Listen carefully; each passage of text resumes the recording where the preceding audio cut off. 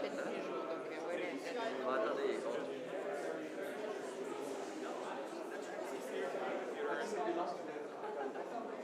it was cropped and some of the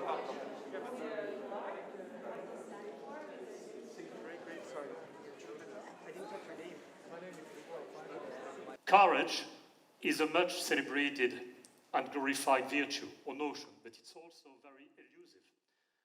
We all have our definition of courage. We have President Ahmed Sarkisian, who will bring a very different perspective. I think it takes courage to be a political leader today, but that's not the reason why we invited you. Well, thank you, Thierry. I'm president of a country that last year had a war.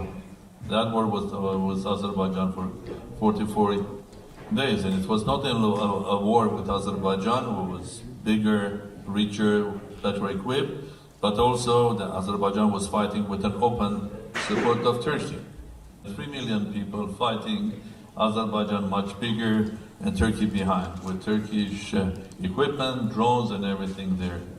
As a president, during the war and after it, I had a duty giving medals and orders to those who lost their lives. It's so difficult just to sign it, because there is a young person's life in front of you. There is a description what happened, like it happened with Benson, there was a description. And I had to read it, several hundreds of them.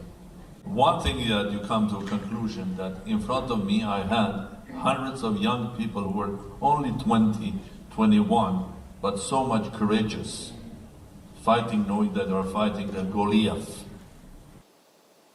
For politicians and generally for everyone, I think that there's one important thing that we have to do: stop pretending and lying. Very important, I think. You tell or you think or you act what you really believe in. And the most important thing, I think you have to stop lying to yourself. In our own lives, both individual lives and also political lives, see in our new world too much of people pretending rather than being honest and not lying. So we have a lot of world problems because politicians, NGOs, individual people, business people, social people, cultural people, they are not honest. I think to basically fight fear and be courageous, one of the courageous things is don't lie. And first of all, don't lie to yourself. Thank you so much. Adversity and uncertainty. People may change to be courageous and make change. So that's the main question which interests me. Thank you, Ahmed. I think it's a question for both Gerard. Temerity, recklessness, and lucidity. It's a very elaborate definition. Thank you. So Gerard, why don't you take 10 minutes?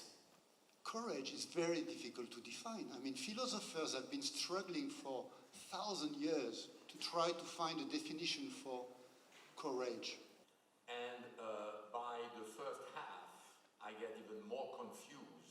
Moving away from a much more integrated, multilateral, cosmopolitan world. His mother, your mother, not to be deported. He's a hero in 44, he's a traitor. So ambiguity. And so we need a complete rethink. I'll stop there. Complete rethink. Thank you. Thank you very much. Christopher. I run a startup. I wanted to ask you which is the most beautiful nature reserve. Because you want to interpret, and there it is. When I was raised, it was instead of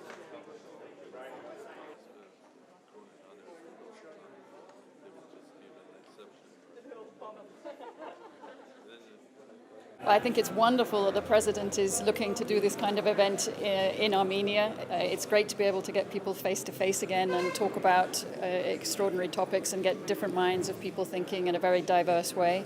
I certainly hope many people would be able to come in person. Obviously, travel is extremely unpredictable at the moment, and so no one can commit. But I certainly hope that the event is able to go ahead face to face, and it will be a wonderful success. I had the honor of participating at the Summit of Minds Armenia 2 years ago. Obviously met a bunch of wonderful people, had an incredible experience, and can't wait to get back.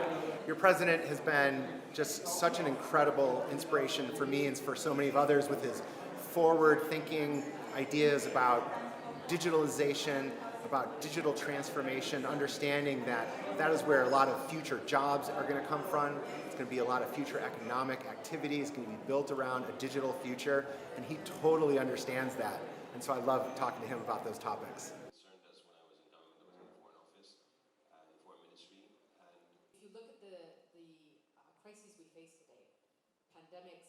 Democracy and open markets would sweep the world, and those countries that were governed differently were create a different kind of governance at the international level that recognizes these new powers and brings them. Bio on the app, you'll immediately conclude that he passes a courage test without